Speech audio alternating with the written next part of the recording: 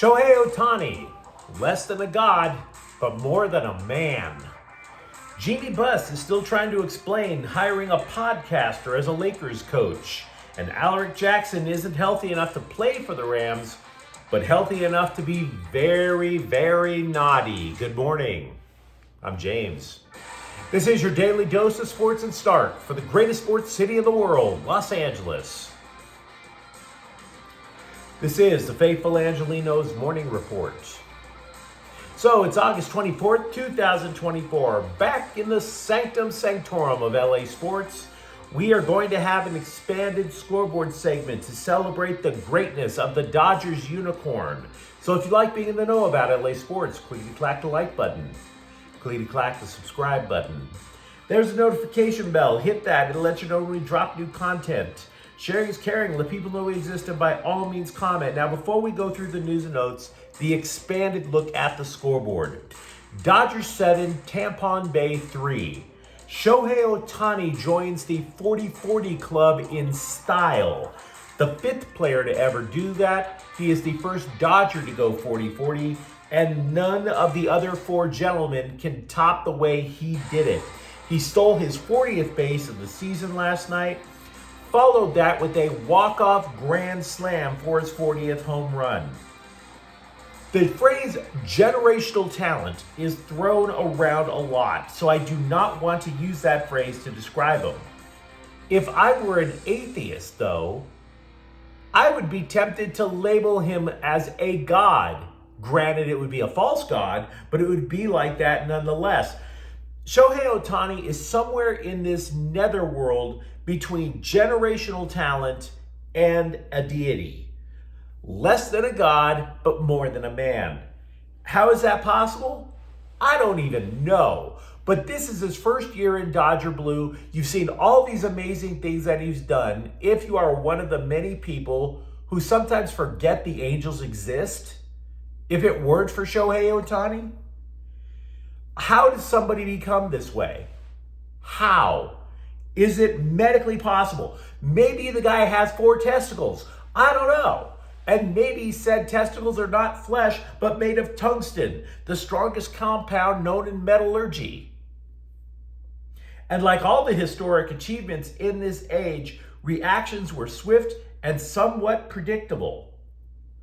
For example, the good stuff. Within minutes of Ohtani's home run, Jose Canseco, the founding member of the 40-40 club, graciously welcomed him in last night. But also within minutes of Ohtani's home run, Angel fans took to Twitter to crush Artie Moreno for letting him go to the Dodgers and getting nothing in return. Nothing. A couple of Angels fans even went the Hitler route, comparing Artie Moreno to a genocidal maniac. So if you see an Angels fan today and you kind of feel for him and you want to give him the reassuring hug, try to make sure you find out if he's an anti-Semite first. Just saying. Just saying. And besides, I'm not even sure it's fair to blame Artie Moreno. For real. I can't say that. Here's why. I blame all the conspiracy theorists who falsely claimed Ohtani sent his interpreter to federal prison to avoid getting held accountable for a gambling controversy. Do you remember that earlier this year? All these people crawling out of the woodwork saying, oh, we finally found out Shohei Ohtani's a bad guy. No, he's not. And Ohtani is sitting there like, oh, really? You hate me and my contract so much that you're claiming that I bet on baseball based on nothing. How about I give you another reason to not like me by dropping a 40-40 on you the first year I go to a different league? How about I do that? Maybe I'll just go 50-50 to top it. How does that taste, tinfoil hat brigade? And I realize that I'm dwelling on this remarkable moment. I do understand that. But there's a reason.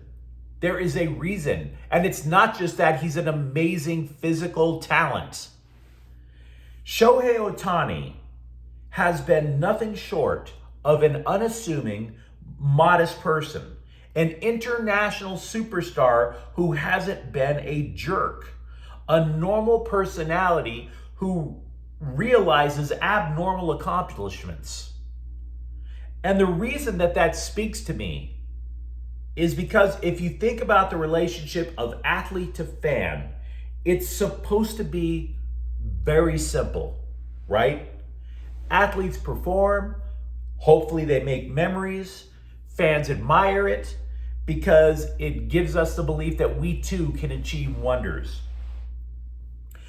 But our society has become so increasingly self-absorbed over decades. We have all become increasingly self-absorbed that we now have athletes with egos in hyperdrive and fans who embrace cynicism, who despise the successful, who despise people who have talents. We all like to tell ourselves in affirmation that we have talents. Some of them work on them and achieve wonders, and the rest of us use whatever talent we have and use it to achieve hate. Because Jose Canseco had quite the ego back in the day too.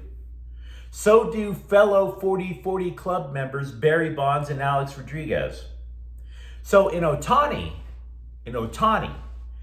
you have an athlete who embraces the opposite of cynicism.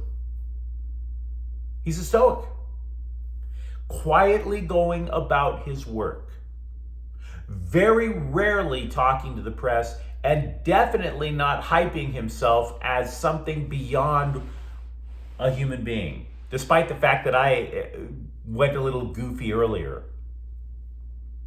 That resonates with me. It does. Because masculinity, and yes, I'm even going into this topic, being a so-called alpha is not about acting like Andrew Tate. Neither is masculinity toxic. It's not inherently toxic, despite what you would hear if you go on these ultra, girl power websites, these girl boss websites. Masculinity is not toxic either. You need not dilute yourself as a man to be accepted in modern society. Masculinity is about, look, there are a lot of fake alpha males out there. And then on the opposite level of people acting like Andrew Tate, there's a lot of guys out there who emasculate themselves in front of women because that's what they think women want. You don't have to dilute it. Masculinity is about going about your business in hopefully an unflappable manner, while hopefully improving yourself and the people around you every step of the way. There's a lot to be learned from Shohei Ohtani reaching the 40-40 club last night. Now let's get to the rest of the scoreboard and the news. Washington 80, Sparks 74. JJ Jackson scored 17 points for the worst team in the WNBA. The Sparks have lost 6 consecutive games, and if you're curious about landing the next Caitlin Clark for the 2025 WNBA draft, nope. It's apparently somebody named Paige Buchers. Maybe she's good. Who knows? Today, meanwhile, Tampon Bay is at the Dodgers at 6. Clayton Kershaw is 2-2 with a 2.63 ERA versus Taj Bradley, who is 6-8 with a 3.55 ERA. The Rams are at Houston at 10 a.m. The exhibition season ends today, and we'll explain why Sean McVay might actually want it to last for another week in a moment or two. Chargers are at Dallas at 1, and my fellow Americans, our long national nightmare will soon be over. No more Easton Stick at quarterback. It is Galaxy game day. Atlanta is at the Galaxy at 7:30. The Galaxy have not lost at Dignity Health Sports Park this year, and Angel City are at San Diego at 1:30. I think it's Landon Donovan's debut as the interim coach for San Diego. Angel City captain Allie Riley's season is done, by the way. She has a leg injury. And what do you say we get back to the news? They say in politics that the more you have to explain something, the more you're losing the argument. I bring that up because Jeanie Buss spent time Friday again explaining why the Lakers hired a podcaster to coach the glamour franchise of the NBA in the waning days of one of its greatest players' careers. She went on a local radio and said, quote, "We want to kind of think a different way." Really? He's got a vision. I'm not comfortable talking about the basketball stuff, but we were looking for a candidate that would bring something different and really invest in developing young players. JJ is the right person for us. Again, I just want to work to really speak. I really want the work to really speak for itself. So I don't want to hype it and say it's going to be a home run. We have to give him time to establish what he wants to establish. I'm really impressed with his staff. Right now, it's not mandatory for the players to come in and practice. The players are coming in and working out. He knows what this league is about, and I think he'll be a great leader, unquote. Now, some of what I'm about to say, you've heard me say before. I am not going into some women can't run a team crap, because let's be real, she has more titles than her goofball brother did when he ran the team. So let's not make this about gender. But I have yet to hear a single reason to believe this is a good hire. First of all, you're the Lakers. You're supposed to make a home run hire, particularly when you have the NBA's all-time great leading scorer on your franchise, particularly when you still have an elite center as well on your franchise. You needed home run hires. You should be saying this is a home run hire. You're not. But I have yet to hear a single reason why this is a good hire. Look, if you gave us good reasons before, you don't have to go on Petros and money to explain it again. And then you explain it again and again. And the next thing you know, when you're explaining things over and over and over, you suddenly realize you've been digging yourself a hole. That is my problem. If I were the owner of the Lakers, I would say something else instead. I would be like, you know what, guys? I know this sounds out of the box. Here's why. We really liked the playbook of Dan Hurley, but we really loved the playbook of JJ Redick. We think it's going to open up new ways for LeBron James and Anthony Davis to score. We also have these younger players that we totally believe in, and it's going to put them in a position to succeed by getting open shots. We also believe in defensive effort. That's why we hired Nate McMillan to keep us feisty on that end of the court, unquote. And by the way, we're going to try and catch the Celtics this year. Now, to be honest with you, I don't believe anything of that quote that I just gave you back if I were the owner of the Lakers. But at least that's something that I could just say once and let the chips fall where they may, instead of constantly having to defend hiring a podcaster as head coach. Rams starting left tackle Alaric Jackson, the guy who Matthew Stafford has to trust in order to stay safe, Alaric Jackson can't be trusted to avoid egregiously breaking NFL policy. Awesome. Just awesome. Jackson was suspended 2 games for violating the personal conduct code. In other words, suspended for being sus. Problem is, we still have no idea what the hell he allegedly did. The Rams have declined comment, which is going to make Sean McVay's post-game presser today rather compelling. Way more so than the game, I would say. What I do know is that the Rams will have to go to a backup to protect Stafford's backside from Aiden Hutchinson. So, well done, Alaric. Well done. That's nice. Now, Jackson hasn't been practicing since the first week of training camp anyway due to an injury, but apparently he was healthy enough to be very naughty. So who replaces him for the first 2 weeks? Well, maybe it'll be Joe Noteboom. Maybe it'll be Warren McClendon. Maybe it'll be AJ Arcuri. But remember, The Rams were already down 3 linemen due to injury. They hope that Jonah Jackson might be okay, but they're going to wind up being down to the second string tackles on both sides of the line going into the season opener. Now, you might think that Alaric Jackson got arrested. I have no idea. I look at the policy. I did take a look at the policy, and I realized that all of the policy violations are for, wait for it, crimes. The only thing is, the scribes, all they had to do is go to the cops and say, hey, guys, did you happen to arrest any 300-pounders who said, do you know who I am? But the scribes didn't do that, so we have to wait. Thanks.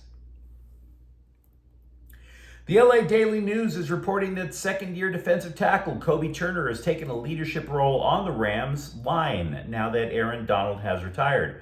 Coaches call him the intellectual because he is locked into the nuance of football as much as he is in things like music theory.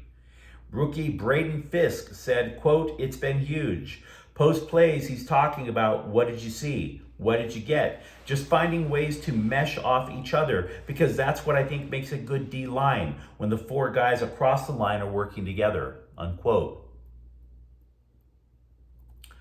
I lived in Dallas for 3 years. I called the show Faithful Angelenos because sometimes people have to move out of LA, but you can still be faithful to your LA teams.